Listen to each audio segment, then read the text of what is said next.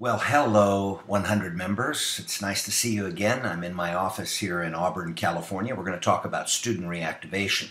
In the report above, you see that I've created a timeline of activities. The mistake is to think that reactivating a student happens after they've dropped out. How do you get students to come back? Well, you send letters, you call them, you have conferences, you try to convince them, you stay connected. And all of that stuff has to be done, and you have to have a strategy for it. But as you see in the timeline, that's the last thing you do. Those are that period of time when you have your reactivation letters and contacts and invitations and conferences with mom and dad, or trying to remotivate the student and get them back in class.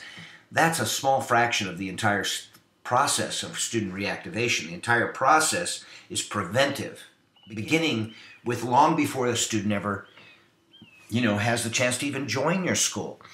If you've been in business 3 years and you posted one report every week, that would be 52 reports.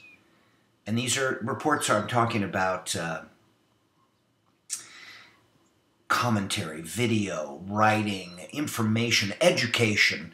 If you did this 52 a year, well, you'd have 52 times 3, right? What I think you should do is lay down a foundation over the course of your career of between 200 and 1,000 pieces of education that pre-students, prospective members might stumble across and meet you like that. They might read about tenacity. They might read about perseverance. They may read about or watch commentary or videos about the power of practice and the benefits of the long-term study and practice of the martial arts, and reasons that people fail in things, and how to get over the hump, and all these things that you lay down as if we were in a battle. There's a battle coming up between our country and the next, and there's this field we're going to meet on in the battle, and we're not going to wait till the day of the battle to come up with a good strategy.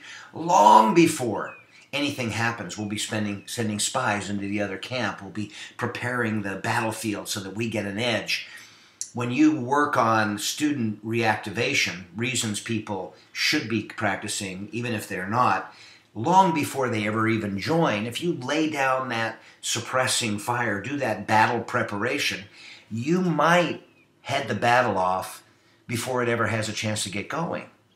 And that's the strategy. The other thing that happens when you work on student reactivation before the student ever joins the school is that with all that practice, you and your team become absolute masters of student reactivation before reactivation is required. You develop all the vocabulary, you create all the tools, you go over it again and again and again. And why is it important?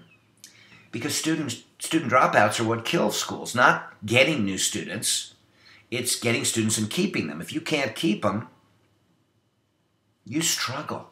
You get sucked in that typhoon of, oh my God, I need new students, because you're not keeping the ones you have. You're not delivering on the promises you made. You're taking their money, but you're not delivering. You must keep a student. In fact, I'd say your primary job is to keep students on the mat, not to teach them martial arts, to keep them on the mat.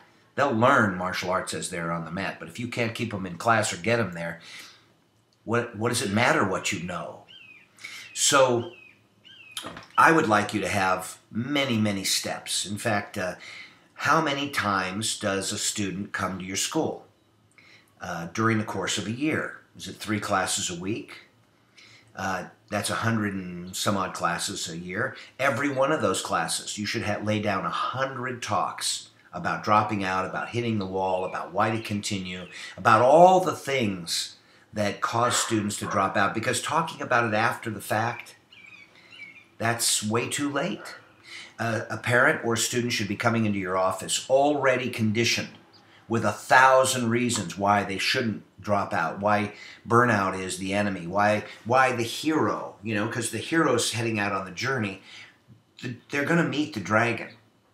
And you should be talking about about how to defeat the dragon before they meet it, not shouting instructions as the dragon's, spitting fire and getting ready to, cut them in half. Before The strategy is before. So the dragon is dropout. The dragon is forgetting why you started. The dragon is losing sight. Like when I was a kid, my dad let me quit guitar. And, years later I was like, Dad, what were you thinking? I was just a kid. I didn't know my butt from a hole in the ground. I wish I could play guitar. He could have forced me to do that. He forced me to go to school. He forced me to clean my room, and those lessons stick. You need to get your students and their significant others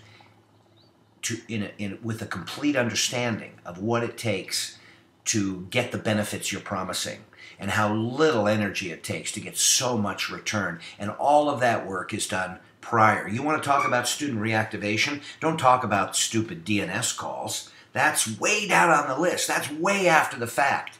You want to be talking about it in every class, in many posts, in all that pre-work so that students stay focused. The only time they say that you lose sight of where you're headed is when you stop and look at the obstacles. If you need more help on student reactivation, because you ought to have a bunch of tools in your toolbox, a dozen different chats that you and your staff can give, all kinds of motivational stuff around the school, all kinds of emails, all kinds of videos. This is something that you should just develop ongoing because it's so important to our success. You lose or make millions of dollars over your career from either keeping or losing students. This is way more important than we often give it credit for. So if you need more help, you reach out to me and we'll keep cultivating this until you have a really good toolbox and you and your team and all your senior students understand their role in reactivating students before they ever need reactivation.